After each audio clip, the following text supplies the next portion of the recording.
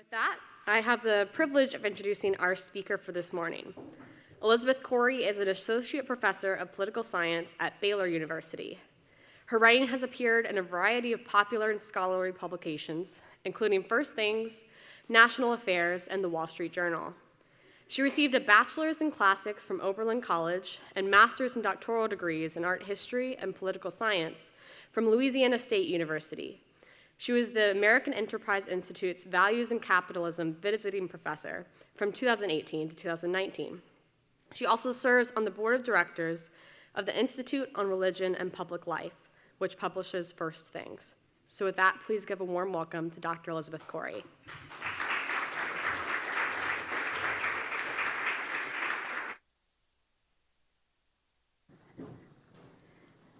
Well, good morning, everyone. I hope you did get some rest last night.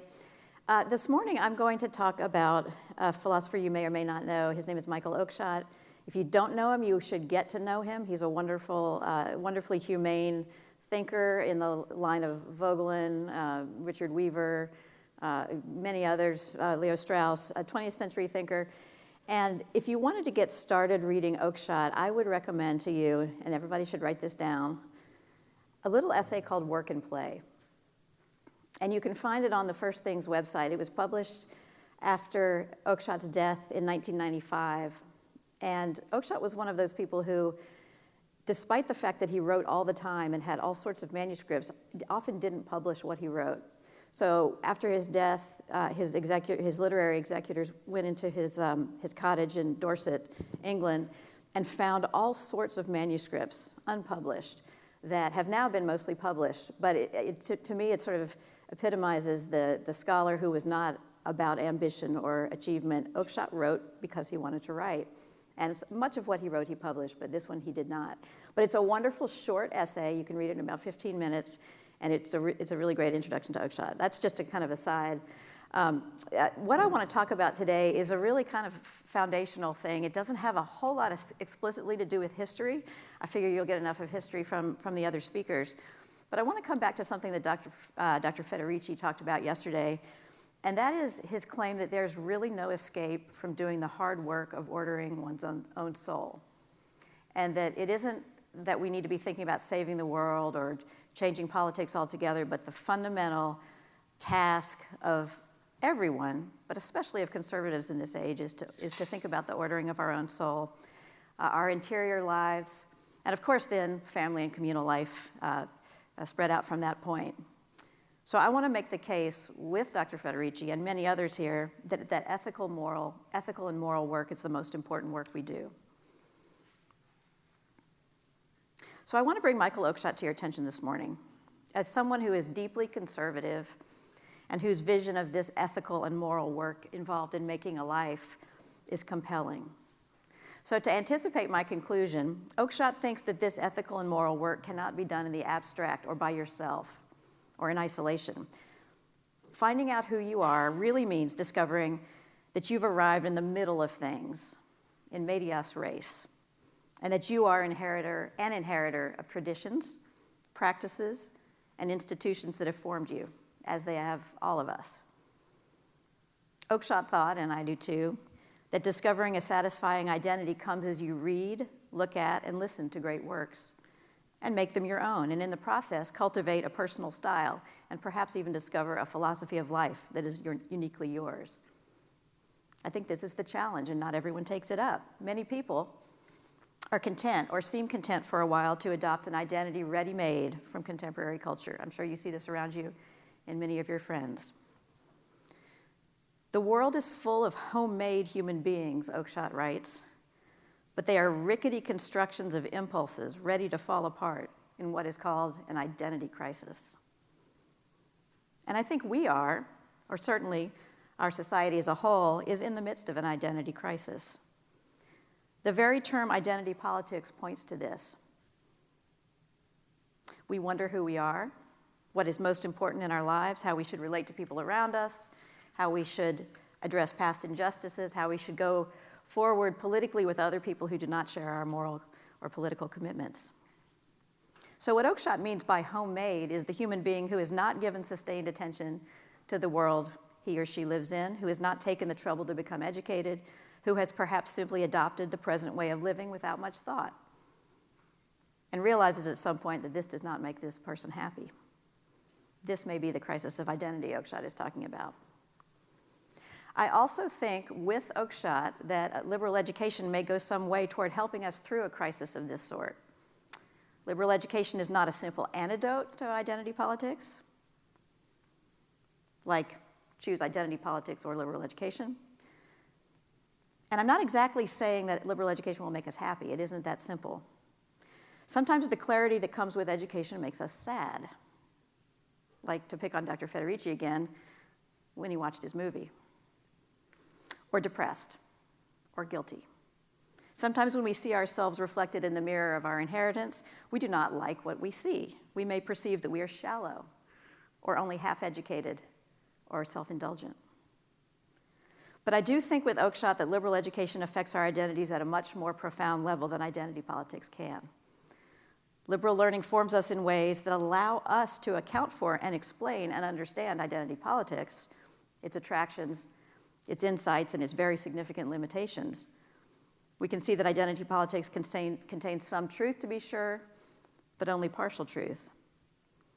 At the same time, identity politics does not and cannot understand liberal education in turn, because the liberally educated person has ideas not just about race, class, and sexuality, along with a superficial political education, but also an education in history, religion, political philosophy, as opposed to merely contemporary politics. Such a person is considered art, music, love, death, the beauties of nature and poetry, and perhaps, if you're a broader person than I am, insights into the mathematical structure of the world or the scientific method. It may not surprise you that, despite its claims, I think the politics of identity does not help us in our current identity crisis. For identity politics and Oakeshott's notion of liberal education are directly at odds.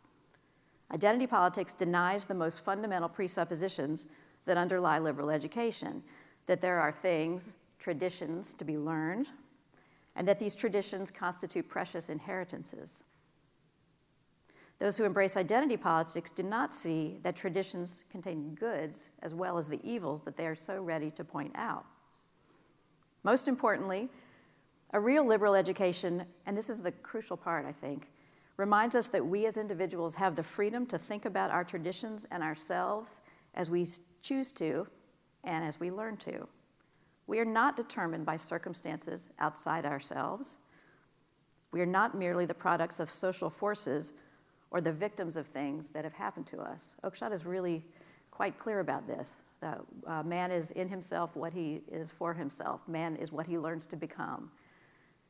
We can have all sorts of descriptive characteristics, woman, man, black, white.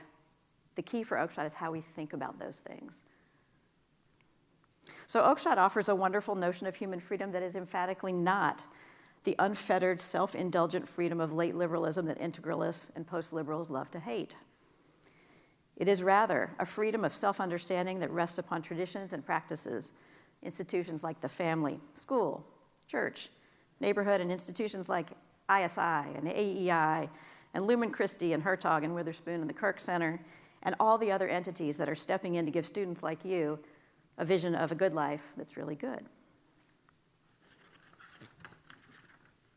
I want to emphasize this point about the freedom of self-understanding because the primary contention of identity politics is that we are in the most important ways determined by our social positions, by the characteristics we possess and cannot escape, the race, sex, sexual orientation, and so on. Consider the claims of identity politics. Traditions are by definition problematic at best, oppressive at worst, even evil. They must be dismantled and deconstructed, certainly not studied and loved. And identity comes as a result of our group membership in this understanding, not from what we have learned and chosen as individuals. This is a view I reject, and I suspect many of you here would reject as well. So back to Oakeshott. Oakeshott describes his vision of liberal education most clearly in a book of essays entitled The Voice of Liberal Learning, and let me recommend that to you as well. It's a book that every ISI honors student should read, or at least read in part. Oakeshott is a great essayist. You'll find this. He's written 2 big books, Experience and Its Modes and On Human Conduct. Those are wonderful books, but they're really, really hard and a little bit, they're not the way into Oakeshott. But The Voice of Liberal Learning is a book of essays about what is liberal education that I think you will find very interesting. And I'll talk more about those essays in just a minute. But first, let me back away from some of the lofty and abstract things I've been saying so far, like society's identity crisis, and return to where I started, which is the idea that we need to pay attention to our own interior lives. This prospect of finding oneself and discovering the meaning of life, or finding a purpose, or finding meaning in general, has been talked about so incessantly over the past half century that I think it has almost been corrupted by this kind of self-obsession we see in contemporary culture. Nevertheless, the fundamental existential question that anyone who is at all self-aware must have is, what am I supposed to be? Who am I? We've all heard these kinds of formulations, discovering the meaning of life, finding oneself, so often that sometimes they seem to not have much real meaning, but they are not less pressing on that account. They do have meaning. Every single one of us must figure out what his or her purpose is to be. And I think we deceive ourselves if we're looking for a singular purpose. In fact, the very question of what do you want to do with your life is misguided. Life is not a thing that you use or manipulate as if it were a tool or object entirely within your power. Life is something that happens to you, that of course you participate in, that you can be intentional about in part, but it is also outside your conscious and intentional control. If you are a religious believer, you may think that God has something to do with all this, that he cares about you, but nevertheless will allow you to feel pain and suffering, and that there may well be a greater purpose to your life than anything you might try to do on your own.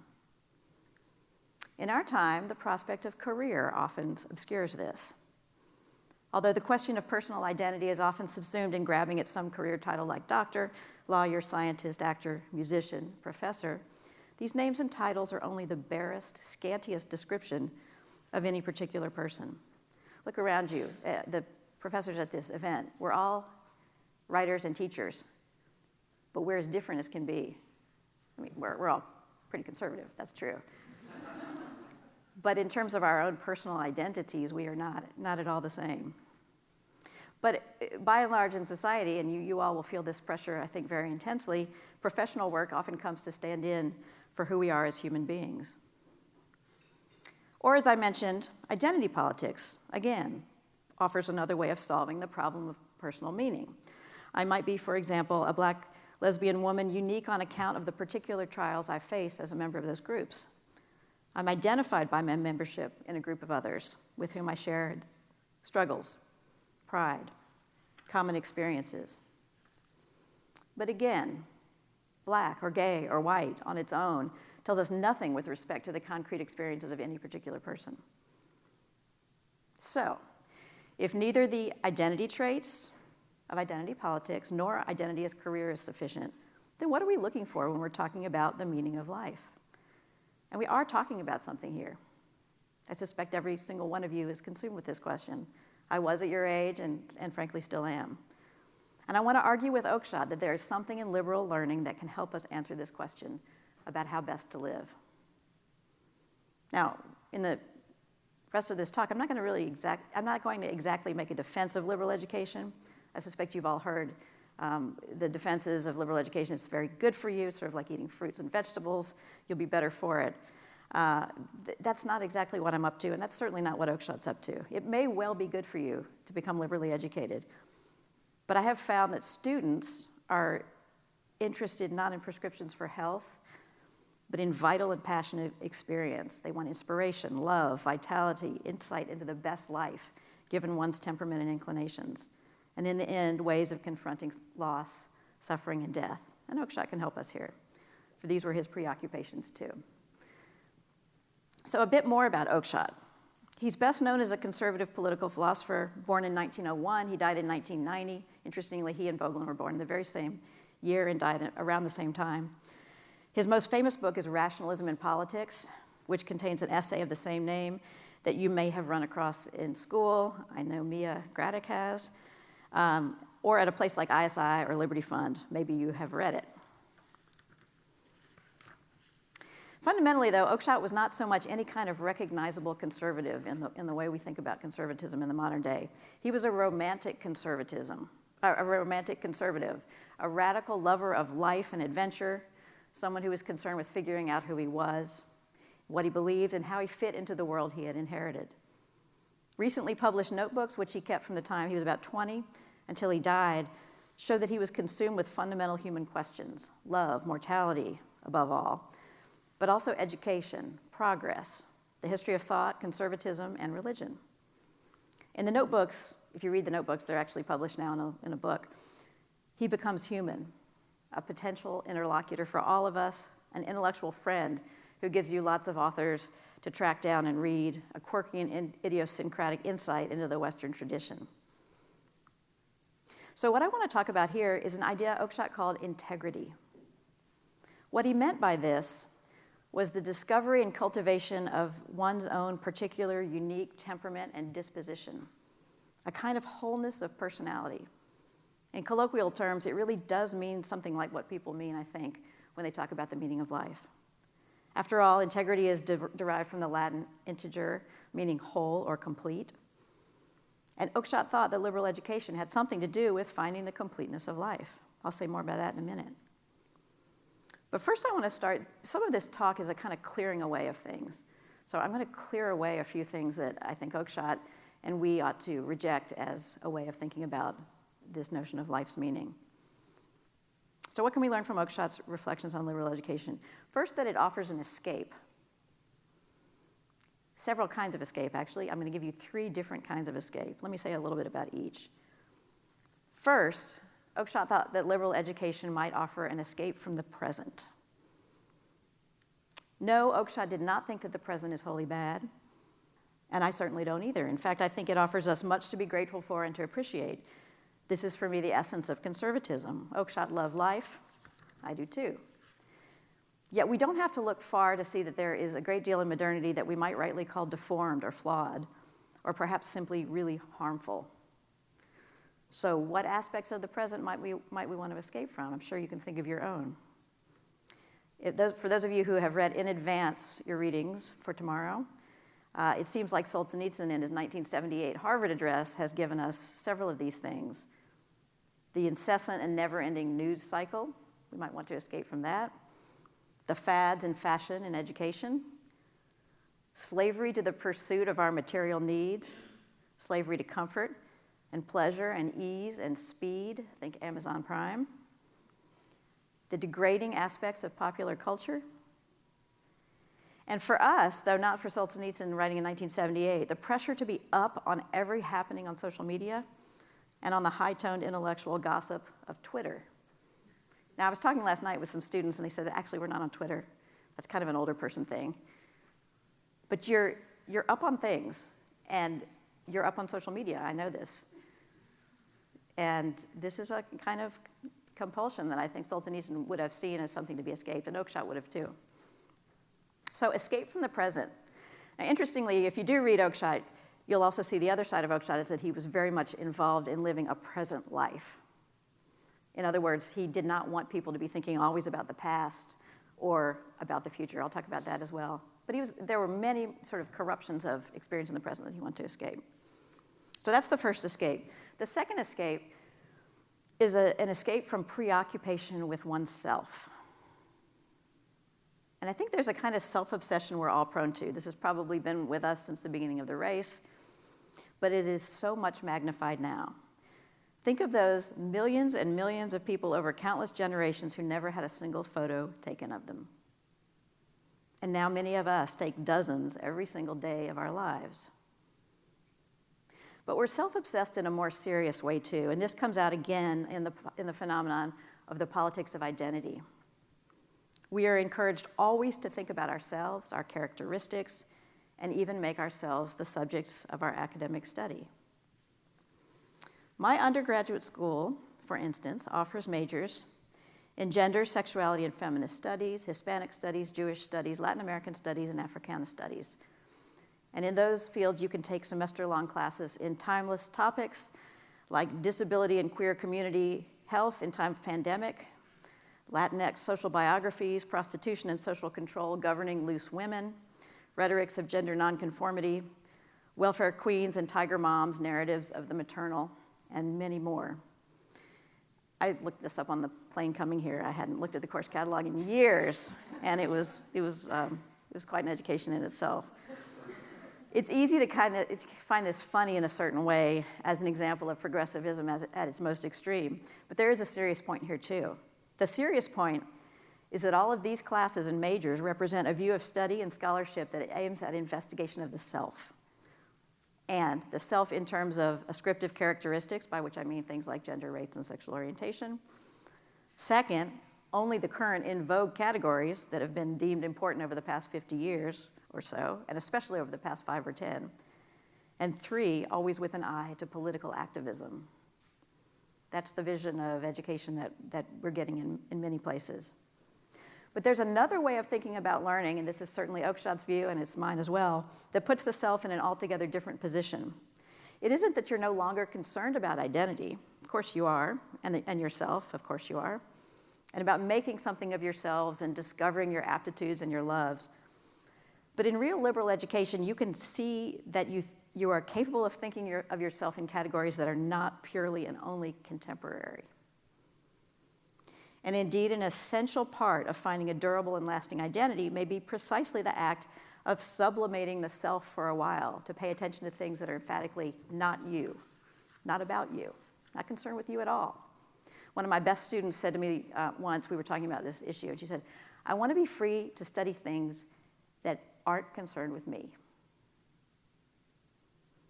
So by this I mean, let me give some examples. Instead of studying contemporary American feminist thought, I might instead read Descartes or Hegel or study early Christian art, or for that matter, medieval Islamic or Indian art, or Dante, or Cicero, or Jane Austen, or the human genome, or quantum mechanics. None of these subjects concerns me directly at all. In each, I'm obligated to try to see the world through a foreign lens, through a lens where my personal interest is sublimated or set aside for the moment. So again, I've said so far that we desire escape from the present and escape from the self.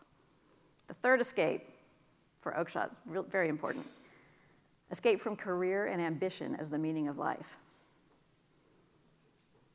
And this is an important one, because I think everybody in this room feels the pressure of figuring out what career he or she is going to move into.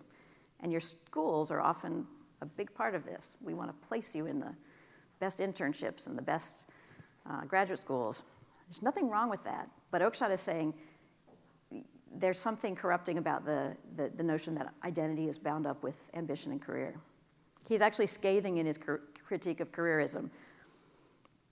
He thought the great challenge of life was in a way to dwell not in the past or live in the fantasy of what you'll do in the future, but to live in the present in the good sense. Listen to him here. He wrote a lot of these essays that I've been talking about when he was a young man, not much older than you, and he was, as I said, a romantic conservative. In some ways he wasn't conservative at all. He became more conservative later. But he said, in pursuing career at the expense of other things, quote, the safe way is pursued, prudence is made a virtue, and for the sake of a hypothetical old man who may bear his name 30 years hence, the young man hoards his energies and restrains his activities. Oakeshott also wrote in his notebooks that achievement is the diabolical element in human life. And the symbol of our vulgarization of human life is our near exclusive concern with achievements. I'm wondering if I'll get some questions about this afterwards. Sometimes it's true the aspiration to achieve is an unavoidable result of a native talent or of a great passion for something or of genius. I mean, some of you all just have enormous talents in things like math or music or sports or philosophy. But very often the aspiration to achieve, as many of us experience it, is not so much the expression of innate genius or inspiration as it is the hope of proving or distinguishing ourselves, making ourselves seem different from and better than our peers. It springs from a feeling of insecurity. Am I as good as the people around me? There are positive ways of thinking about achievement, to be sure, but that's a different presentation. I'm not going to talk about that here. And here I'm concerned with worldly achievement in its pathological sense, and I'm following Oakeshott as well. So let me pause to remind you of what I've said so far. I've said that all of us are concerned with something like the meaning of life. I think we can all agree on that. Or with how to live a meaningful life. And I'm going to say, building on Oakeshott's ideas, that somehow liberal learning, you're still waiting for this, it's coming, I promise, is a way of getting at that meaning. Surely not the only way, but a pretty important way. And so far I've identified the things we might want to escape if we're self-reflective. Escape from the pathologies of the present, from the obsessive concern with the self, and escape from the idea that satisfaction lies solely in career. But I haven't given you any positive affirmations yet of what should be pursued, or about what the pursuit of liberal education might look like or offer us as we try to find meaning in our lives. I'll get to that in just a moment. Let me do two more activities of clearing away. I want to categorize two ways of thinking about liberal learning that I think are wrong or bad ways of understanding it. The first flawed view is that an educated person is somebody who possesses encyclopedic information, the person who knows a lot about a lot of things, and is thus able to provide limitless answers to factual inquiries. We've all known people like this, walking dictionaries, great players of Trivial Pursuit. Does anyone play Trivial Pursuit anymore? I'm getting a couple of nods. It was very popular about 25 years ago. People who are likely to win vast sums of money on Jeopardy. People still watch Jeopardy, right? Okay, good. In the modern world, this is equivalent to the E.D. Hirsch cultural literacy view. In the late 1980s, there was a book called Cultural Literacy. It was a big deal, and it gave a list of all the things a cultured person ought to know. And so a lot of people said, well, this is the source of our education now. Let's make sure all our college students know all the things on cultural literacy. This is the person at a cocktail party who wants to display his encyclopedic knowledge of culture. And there's a wonderful scene in the movie Metropolitan where the characters exhibit their cultural acquisition in just this way. That's another pretty good movie you should search for. There's, of course, nothing wrong in knowing a lot of facts, but this approach to education is a lot like putting a bunch of sparkly and expensive ideas in your pocket, metaphorical pocket or purse, and then pulling them out as needed to show off. There's no sense that you've made these things your own. They're just in your pocket. They're not you. So Oakeshott rejects this view of encyclopedic knowledge. The second view he rejects is also something we might be much more friendly toward. Something like the acquisition of the best that has been thought and known in the world, a la Matthew Arnold or T.S. Eliot. This is similar to the first view, except that there's a selection process at work. Instead of encyclopedia, we find greats. So maybe you don't aim at extensive cocktail party literacy, but you engage in intensive reading of only a few books which someone has told you are important.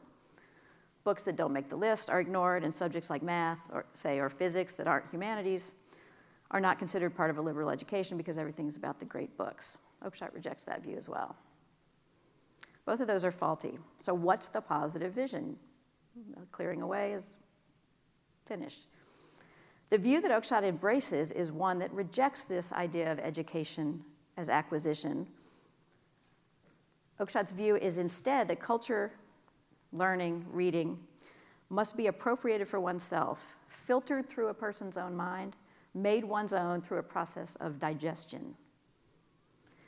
Think about this rather strange image. We could certainly collect, this would be a weird thing to do, but we could do it, all sorts of exotic foods. And we might put them in a display cabinet and show the food to other people when they came to our house. But in collecting exotic foods, we're not using them for their real and intended purposes. Only if we eat the food and digest it do we gain the energy that the food was meant to provide. Oakeshott is asking that we not just taste, but intellectually digest the work we put our mind to. It might remind us of Thomas Cranmer's admonition about the scriptures. This is in the Book of Common Prayer for any Episcopalians or Anglicans out there. Grant us so to hear the scriptures, read, mark, learn, and inwardly digest them. There are even echoes here of the Lectio Divina mode of contemplative reading. To put this in practical, down-to-earth terms, let me give you an example. When you read Aristotle's Doctrine of the Mean in the Nicomachean Ethics, how many people have read the Nicomachean Ethics? Let me guess it's going to be a lot. Good. You shouldn't read it merely so that you can define it on an exam, right, in my view. You should consider its adequacy for describing human moral conduct. And the best test of that you have is your own. As another British author has commented, quote, "No man, however learned, can be called a cultured man while there remains an unbridged gap between his reading and his life." And another example for Plato's tripartite soul. Do you see in yourself that desire and reason sometimes fight? Or another example, are there things in Hobbes, I'm using political philosophy examples just for the sake of it. Are there things in Hobbes' state of nature that seem more accurate to you than Locke's, or is Locke more right than Hobbes? To answer questions like these, you'd have to invest your energies not just in recognizing and remembering, recounting, but in understanding and evaluating, bringing your own experience to bear on what you're reading, digesting again. Or let's change the example. In looking at art or listening to music, the essence of the activity is somehow managing to bring the work into yourself so that it becomes yours in a way. Oakeshott says rightly that it is much easier to know all about a painting than to have acquired a sensibility for it. And this is true. This mysterious word, sensibility, Oakeshott uses quite a bit, but it gets at the integrity or wholeness of the experience he's after. Any of you who are musicians, and I'm guessing there's some musicians out here, know that this is true in playing music. You translate the notes on the page, which are inert, they just sit there, into an interpretation that is uniquely yours. You cultivate, in essence, a style or a manner of doing things. But you didn't exactly invent the style or manner or cultivate it in a vacuum, devoid of other people and inputs. It came to be in the activity of listening, looking, reading, playing an instrument, painting a picture, making a wood carving, playing a sport. You have come to particular insight into certain practices. I would ask you right here to reflect on your own life. What are those things that you have become proficient at? To use the Aristotelian word that you have a hexis for. And how did you get your hexis? How did you get your skill, your sensibility for those things? And this is because you've gained the hexis because you've given yourself over to the practices. And you may even emerge as somewhat of a connoisseur in the end. And you may also learn that these activities in themselves have a kind of wholeness that is not what we're doing when we're engaging in them with ulterior ends in mind, like profit, utility, honor, or fame. As Oakeshott says, any activity has a certain semblance of integrity when it is engaged in, not for profit, nor for any practical purpose, but for the glory of doing it, as play. This is why I started out with the work and play essay. You've got to read it. You can read it this week, and you can come talk to me about it. Oakeshott also defines integrity as a refusal to be deceived about the significance of human existence and personal existence, and he references chapter 2 of Nietzsche's Schopenhauer as Educator. In that work, Nietzsche focuses on the importance of educating a person so that talents, inclinations, and potentials come together into a harmonious whole. As Nietzsche writes, the real educational task of a teacher and of the student in turn is to mold the whole man into a living solar and planetary system and to understand its higher laws of motion. The soul as a solar system. It's an interesting image. Personal character here is not disorganized and flighty, but well organized and stable, with all parts accounted for, all circling around a coherent center. As Oakeshott writes in Rational Conduct, another essay, he says, to say that a man has a character or a disposition is to say, among other things, that his activities of desiring compose a more or less coherent whole. In the words of Montaigne, who Oakeshott also loved and quoted, the greatest thing in the world is to know how to belong to oneself. This is potentially, though not necessarily, at odds with the pursuit of career and honor, and it requires no less singleness of purpose, Oakeshott writes, no less concentration of effort, no less discipline to achieve a homogeneous way of living than to produce a homogeneous piece of work. Oakeshott seeks a life that is unimpeded by this fatal but seductive mistress, achievement, purpose, destiny, progress. And Oakeshott wrote these lines in one of his notebooks. He said, Dante met somewhere in hell a man whose crime was that he did not love the sweet light of day. It is the crime of our civilization. Instead of the sweetness of the present day, the the light of today. We love what is gone or is to come. We despise all that is not productive, contributory. We do not understand what is simply for itself. There's much else I might say about Oakeshott's thoughts on education. They're very rich. But this moral vision that I've been trying to give you, that he variously describes as integrity, insight, wholeness, sensibility, is at the center of what he's trying to convey in all his essays. He's also excellent at describing the role of intellectual traditions and inheritances. I think this would be very much an ISI topic. And so let me just say one short bit about those and then conclude with kind of a personal reflection on this. So what is Oakeshott? What is education, Oakeshott asks? He says, it is the deliberate initiation of a newcomer into a human inheritance of sentiments, beliefs, imaginings, understandings, and activities. It begins when the transaction becomes schooling, and when learning becomes learning by study and not by chance, in conditions of direction and restraint. It begins with the appearance of a teacher with something to impart, which is not immediately concerned with the current wants or interests of the learner. The engagement of education also requires certain virtues on the part of the learner, namely patience, deference, trust, and energy, among many other moral characteristics. It calls for effort and is a task to be persevered with. What a student learns has to be both understood and remembered. It is this perseverance, this discipline of inclination, that the indispensable habits of attention, concentration, patience, exactness, courage, and intellectual honesty are acquired. And the learner comes to recognize that difficulties are to be surmounted, not evaded. None of it is easy or natural. Inclinations must be channeled and checked. Difficulties cannot be avoided, but must be faced directly. And Oakeshott thinks, as do I, and I'm sure do you, that the process may not always be immediately pleasant or relevant to the learner.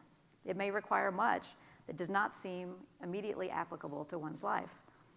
And it does require trust that the giver or the teacher knows what he or she is doing. As Oakeshott says, a picture may be purchased, but one cannot purchase an understanding of it. All right, I've argued several things here. First, that the kind of education that is activist in character, that is taken up with the study of oneself, as in identity politics, is frankly an inferior education. This will come to as no surprise to anybody in this room. Second, that to become educated, we do require a certain kind of escape. Actually, three kinds of escape: from the present, from self-obsession, and from ambitious careerism. And third, I've argued with Oakeshott that the most rewarding way to approach liberal learning is through a deeply personal and experiential engagement with texts and works of art and music, not collecting facts, but digesting ideas and making them one's own, which issues ultimately in the cultivation of a person's own individual style, even a philosophy of life, uniquely your own. And by style, I don't mean simply appearance, but style of thought, of mind, of humor, of demeanor, a kind of unique set of moral sentiments, a particular disposition. I think we might all, men and women alike, hope to approach John Henry Newman's description of a gentleman. He says, a gentleman has a cultivated intellect, a delicate taste, a candid, equitable, dispassionate mind, a noble and courteous bearing in the conduct of life. Now let me end with kind of a personal reflection, as I said, which I hope may illustrate what I've been talking about all along. I've been saying with Oakeshott that liberal learning will present you with things you didn't know you were interested in or things you didn't know you were missing. It will allow you to see the world better and more clearly, or as the 19th century author and critic Walter Pater says, the service of philosophy and of religion and culture as well to the human spirit is to startle it into a sharp and eager observation of the world around us. You have all probably had the experience of reading some particular author and then coming away so engrossed that you begin to see the world through that author's eyes. And it enriches your experience, doesn't it? I hope it does. Here's a passage from an author who is describing just what I'm talking about. I love this passage. This is a British philosopher and cultural critic, John Cowper Powys. Nobody's ever heard of him now, but apparently he was a big deal in the early 1900s. He said this in a book called The Meaning of Culture. A mind that is totally uncultured gets its own special thrills, no doubt, from a raw direct contact with unmitigated experience. But the cultured mind approaches everything through an imagination already charged with the passionate responses of the great artists, so that what it sees is a fragment of nature double-dyed, so to speak. A reach, a stretch of time's whirling tide that carries upon its chance-tossed eddies the pattern of something at once transitory and eternal. Think of that word, double-dyed. A piece of cloth is double-dyed. I actually looked it up yesterday. I thought, what is double-dyed? Well, I kind of knew what it meant. But it means a double dyeing process of a piece of cloth so that the color is doubly intense, doubling the experience of the color. And I think can translate that into our double-dyed experience of life when we have something that informs our seeing. And it doesn't need to be always a great work of literature either that gives you this double-dyed effect. I'm a great lover of children's books. I have a daughter who's 7, and I read to her most nights, and there are some really great children's books out there, and there's some really terrible children's books out there, which I can talk to you about if you have interest. But there's a wonderful one that maybe some of you know, and it's called Little Bear's Visit. Has anyone read this? Have you? Okay, so Work and Play and Little Bear's Visit. You've got to get it. It was written by a woman, Else Holmlund Minarik, and illustrated by the great artist Maurice Sendak. Where the Wild Things Are? Yeah. Everybody knows this? Okay, well, this book is illustrated by Maurice Sendak. It's wonderful. Little Bear's Visit is a story of a young bear who visits his grandmother and grandfather bear, hears tales about his own mother, and comes to understand both departure and return. This book contains a beautiful story within a story of Mother Bear's robin. As a girl, Mother Bear rescued and rehabilitated a baby robin, but when the robin grows up, it is restless. It must leave home to make its own way in the world. But it promises to return, and it does, as do its children and its children's children. In multiple ways, this book exemplifies familial love across generations. Like the Odyssey, it is a story of going out and coming back, of children, parents, and grandparents, multiple generations. It is Laertes, Penelope, and Odysseus, and Telemachus retold for a new generation and for another after that. So the personal reflection is that on the way to this conference, I dropped my 7-year-old daughter off at her grandparents' house. I stayed for only one night, but my entire visit was colored by this book, and thus indirectly by the Odyssey as well. I was intensely conscious of my position as both a mother and a daughter, a member of a family that is fortunate to have 3 generations living.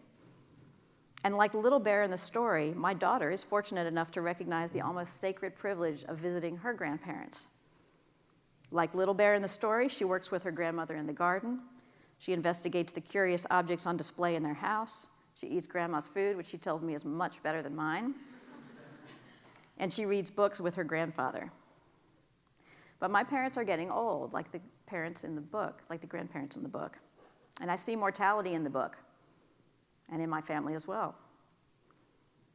So in short, an altogether ordinary visit is transformed into something more like poetry by seeing the world double-dyed in this way.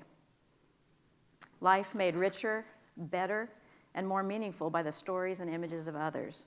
This is what Oakeshott recommends, and this is what I hope that all of you may experience too. Thanks. All right, you guys can go ahead and send the rest of your delegates over. And then Victoria, you can take it away. All right, awesome. Thank you very much for your lecture, Dr. Corey. Our question is, how can we pursue liberal education for its own sake while also prudently preparing for the practical needs of a flourishing civilization that values liberal education? So are you asking how can you do liberal education for its own sake and prepare for the future? Yes. Yeah, the answer is you simply do both. I mean, that's not much of an answer, but think about it. You know, in any college curriculum, you are not going to be doing for its own sake education all the time in every class. And so I think, I mean, the real question is, can you get the vision of for itself education, of this education that Oakeshott is talking about, and try to approach it as much as possible That's the hard part, because a lot of people just think, well, why would you do anything for itself that's not for a purpose that's external to itself? And I mean, I think what Oakeshott is trying to say is that, that's doing things for purposes is always with us. It is our natural condition. We are intensely practical people. We live most of the time. Oakeshott, actually, this is worth commenting on.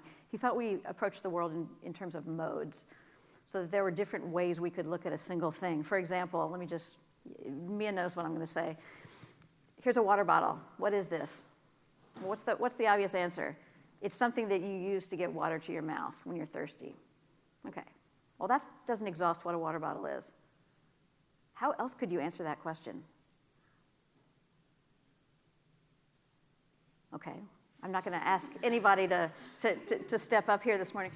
It's something that is in the tradition of the Thracian drinking horn and the Bedouin goat bladder. It is a vehicle for drinking, but it has a history.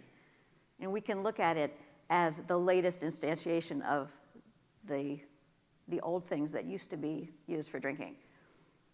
We can also look at it scientifically. We can say, well, it's a bunch of polymers. I mean, I don't know my science very well, but it is a thing that was made in a factory by scientists who do know what goes into plastic, and we could investigate it in scientific terms. But the most important way of looking at this water bottle is to say, I think, not most important, a different way of thinking about it is to say, this is a thing of great beauty. And actually, it kind of is. Think about it. It's beautiful. It's got curvy lines. It's clear. It's translucent. You're able to see the water through it. You can delight in a water bottle for the beauty of it. Maybe not this one. But you can imagine a glass that is perfectly made that contains water, and you could appreciate it aesthetically. Okay, so why am I doing this? Because I think that in liberal learning, you can approach things aesthetically. You can approach things as ends in themselves for the pleasure of doing it. And I know that everyone in this room, not this class, has had experience of this. I mean, has there ever been a class you've taken and you're thinking, I don't necessarily want to take this class, and you've realized, oh my gosh, I love this. Art history, that's what it was for me. I love this art history. It has no bearing on my life whatsoever, but it is worthy of being undertaken for its own sake. That's the harder place to get to, I think. And so the natural place is, I've got to get through this class and this class and this, get my degree, and then go on to the next thing.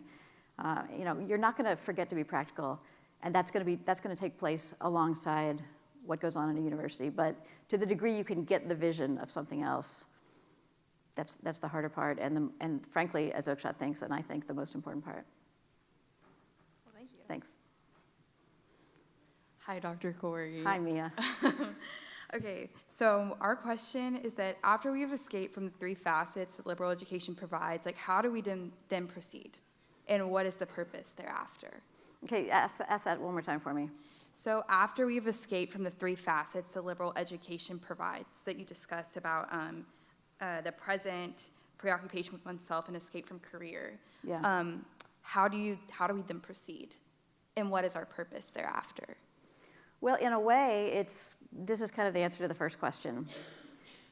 The other person I think you might read to get at answering Mia's question, or to try to get at the experience I'm trying to discuss here, is Joseph Pieper, Leisure, the Basis of Culture. I see some people nodding. Maybe you're nodding because of Pieper. Pieper is fantastic. I mean, everything Pieper wrote is worth reading, but especially Leisure, the Basis of Culture, where he outlines a kind of, he's basically doing what Oakeshott's doing, saying there is a kind of contemplative attention we can give to things that is not concerned with outcomes, that is not concerned with the world of work.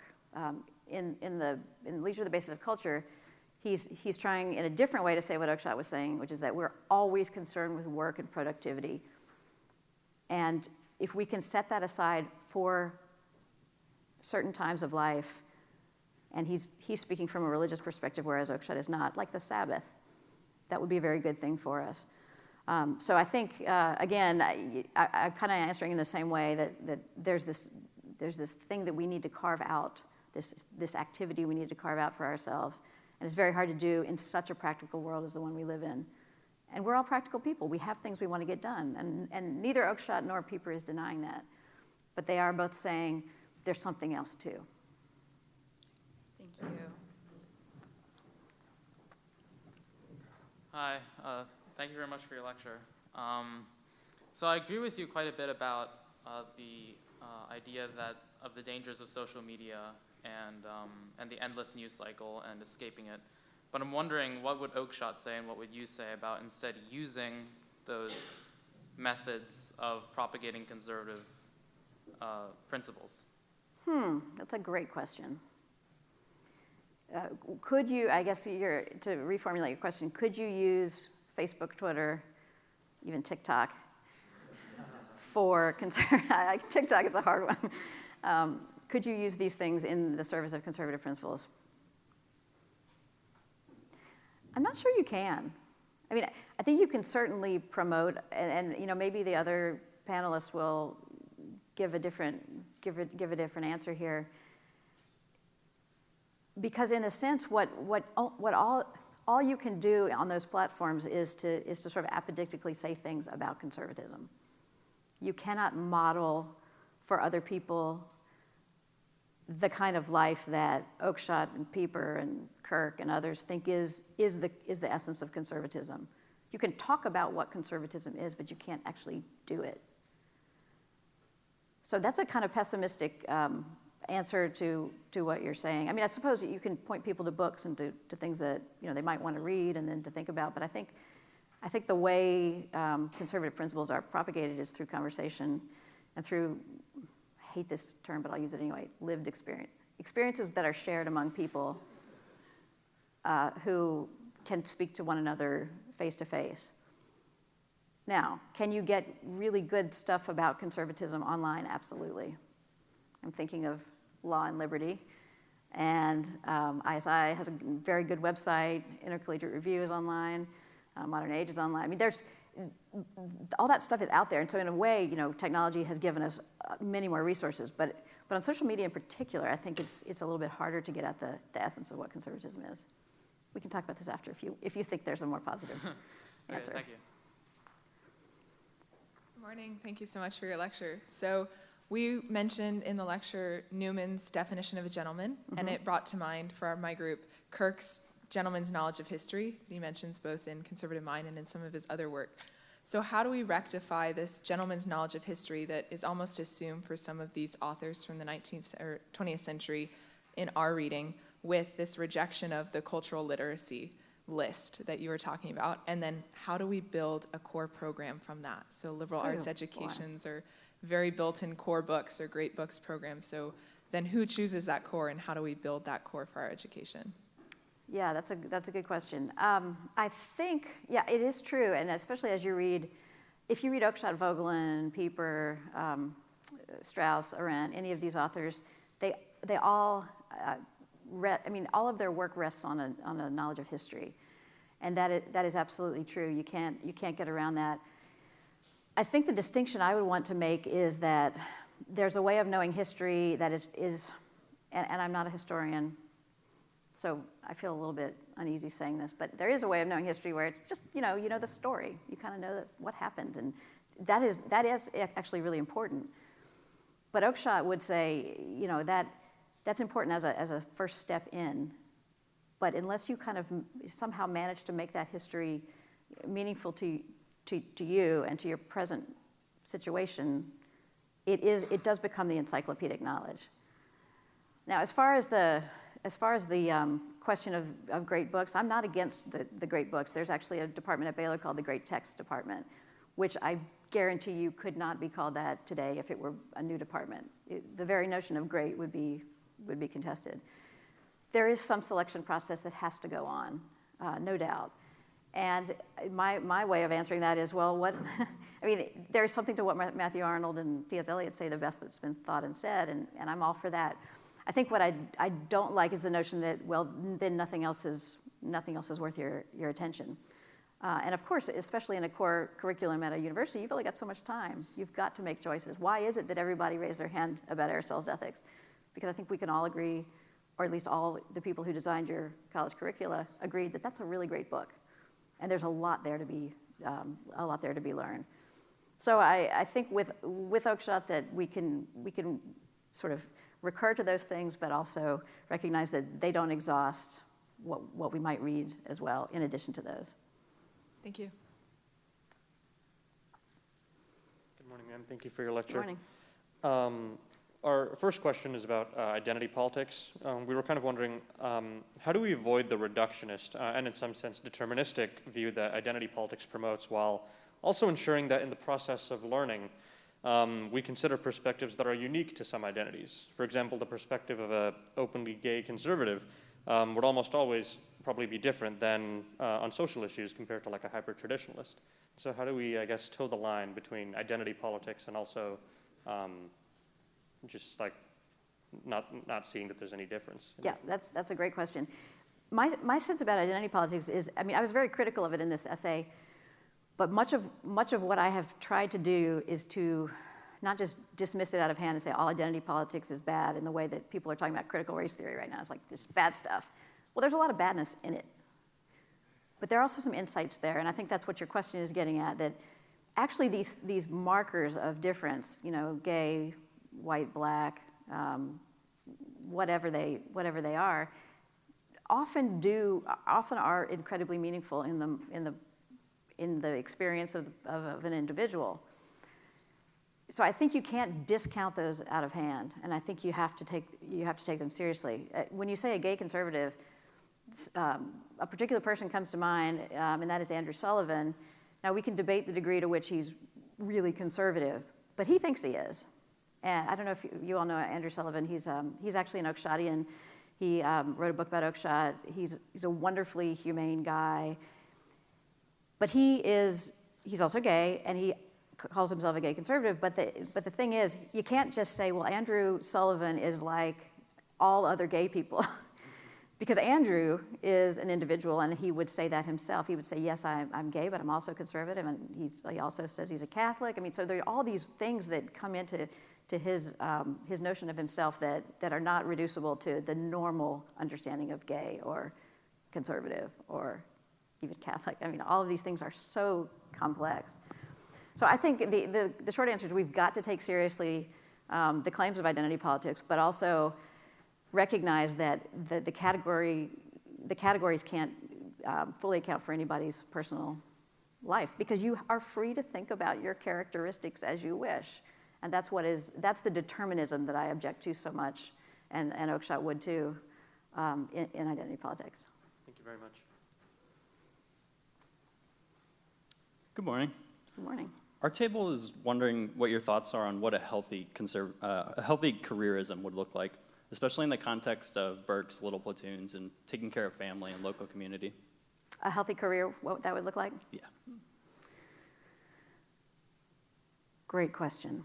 I think a healthy approach to career would be just to see that it is but one part of a fully flourishing human life. I think there is enormous pressure, especially on college students, to view your education in terms of the career that you will then have afterwards. And if you have read college alumni magazines, this is what they obsess about. Like, what has so-and-so done? I mean, they're also the babies. You know, they usually show the pictures of babies in the end at the back of the alumni magazine. But usually it's just like, what has so-and-so achieved? And there is nothing bad in that and much good. What I'm objecting to and what I think is dangerous is to say, then that constitutes the whole of me. When in reality, the career part is a piece, but boy, the family part is even more important in my experience. The family, the multi-generational, the parents part, and then the marriage part, assuming you get married, and certainly the children part. And to say, well, you know, career is everything, it's very often the case that, you know, people get into these careers where there's no time for that stuff. You know, if you want to make partner at a big firm as an attorney, you know, it's very hard to be a present father or mother, much less have a large family if that's what you want to have. So I think career, I mean, I think the right way of thinking about career is that yes, it is certainly a good. You want to make a difference in the world, and that is in itself good, but it is only a part of a full and flourishing human life. And I haven't even mentioned the religious life. But in terms of the kind of worldly things that we do, family and career must be thought of as equally important, and I think probably family is more important. I could say a lot more about that, but I'll stop. Thank you. Hi, Hello. my name is Ethan Snyder from Patrick Henry College, and our question was, how can we best encourage a spirit of play in a culture where so many people are focused on achievement without entirely neglecting that achievement altogether? So how do we edify people towards that good balance between careerism and playfulness? That's the question. That's the question. How do we do it? Well, I think we do it at things like this. I mean, why are you here? I mean, I'm actually not asking for everybody to speak up, but I want you to think about that. Why are you here? Well, you could say, well, it's because I want to put this line on my resume, and look good for some future thing I do. Okay, maybe. But I doubt that's really the reason you're here, or I hope that's not the reason you're here now that you're here. It is to read things, to think, to have conversations, to have friendships, and none of that has really much at all to do with career. I mean, it could. You might network with people that will help you in the future, and that's absolutely and perfectly fine and good. But I think the way you balance that. I mean, look, the practical stuff and the career stuff will take care of itself. You're not going to forget to, do the LSAT and do the stuff you need to do for for the next phase in your life. You're not going to forget that. What you might forget is the idea of doing things as ends in themselves. And I think the only way to show people that is to let them know that is a mode of life. And it's really hard to get to sometimes because we're so practically oriented. But I always ask students, is there anything that is, that you engage in as an end in itself? And they often say, listening to music. Think about that. When you listen to music, are you, with the exception of a music appreciation class where you're going to get a grade? Okay. But when you listen to music, is it for some other end outside itself? I think it's not. And so if you can take that kind of image you have of, I listen to it because it is pleasing, it is beautiful, I recognize a sort of transcendence in it, it makes me happy, hopefully. And then translate that into other modes of life, like reading, conversation, friendship. Oakeshott thought friendship was a supreme example of this in itselfness. The more you can engage in those sorts of activities, the better, and you can tell people about it. Thank you. Yeah. Hello. Hi. So how does Oakeshott's view of education as something for the development of the self reconcile with the non-self-centered, greater transcendent elements of tradition and providence? Okay, say that again to me so I can think it through. All right. How does Oakeshott's view of education as something for the development of the self reconcile with the non-self-centered, transcendent elements of tradition and providence? Boy, that's a great question. And I wish I had some time to go and write an essay in response to it. I think there are, in a certain way, I'm talking about the self in two different ways.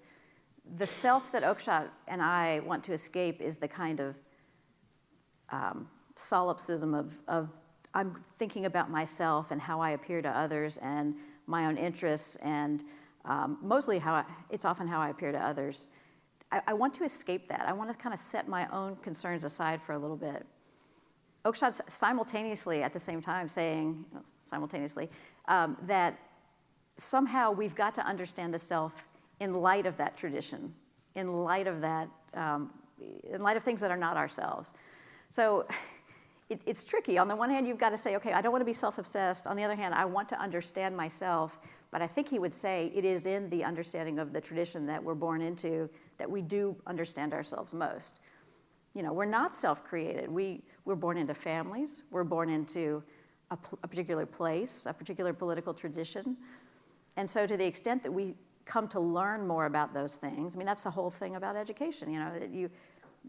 You end up in a place in 2021, but but there's a whole lot that's gone on to bring you to where you are. And you can think about that in terms of physical family, or you can think about that in terms of political tradition or intellectual tradition of the West, because we are Western.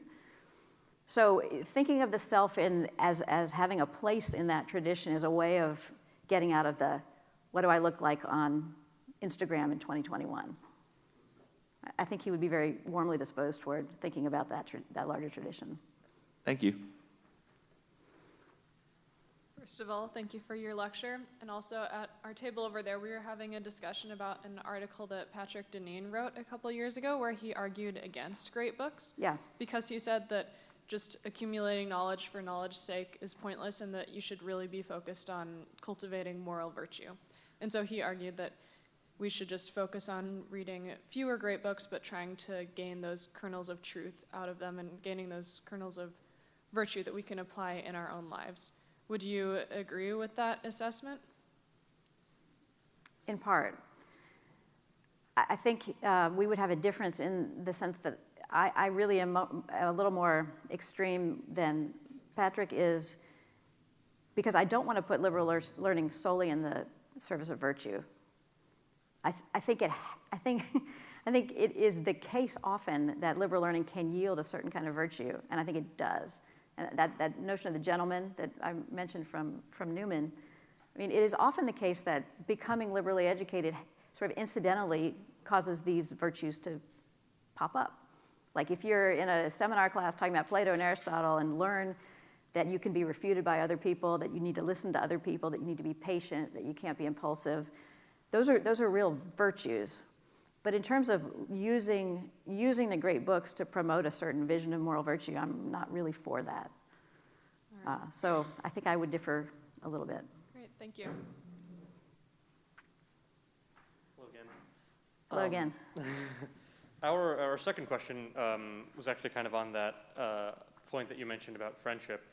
And it was specifically about, in the process of gaining a holistic liberal education, what is the role of fraternity and friendship in helping us come to a more holistic understanding? I think it's absolutely vital.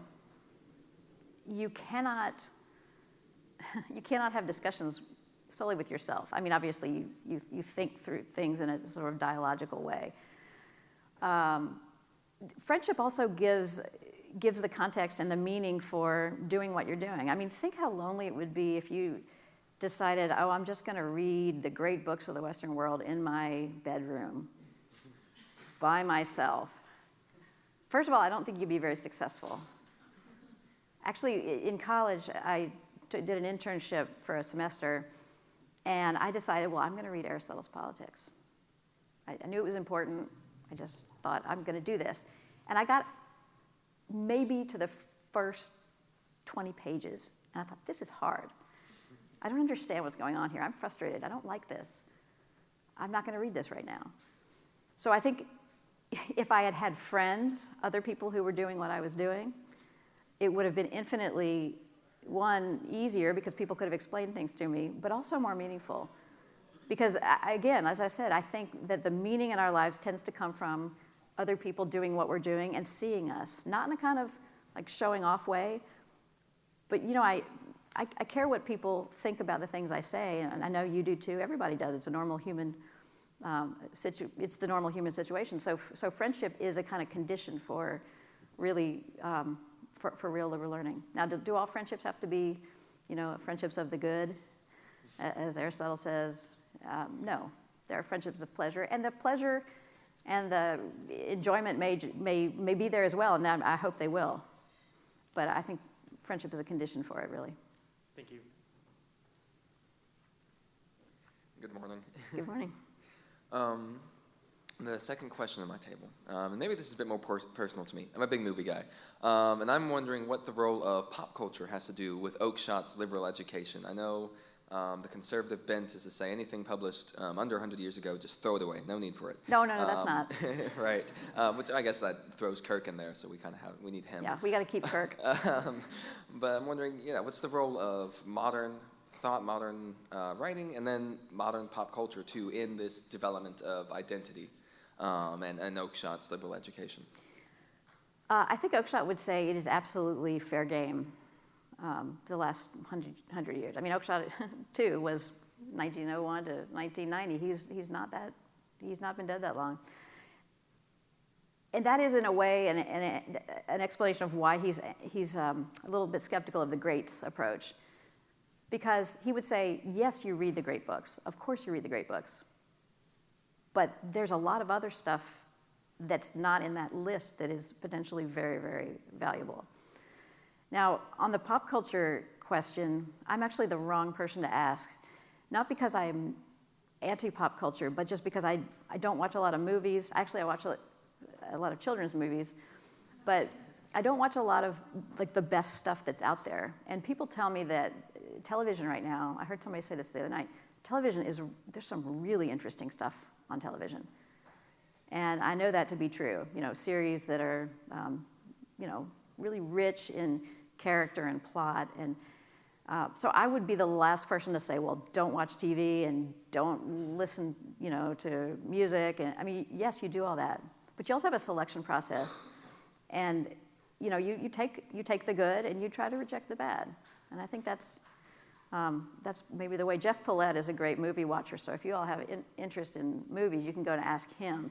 I'm not the person to give you those recommendations, but I do think that Oakeshott or most people would say don't discount the present solely because of the bad things that the present produces. There's much good as well. Thank you. That's reassuring.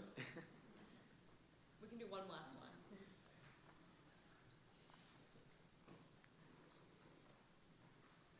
Hi, thank you for the lecture. I'm just curious as to the religious significance behind Oakeshott's view on liberal education. Was he religious himself? And if so, how did that just show itself in his writings and his philosophy? That's a very complicated question, and that's what I wrote my dissertation about.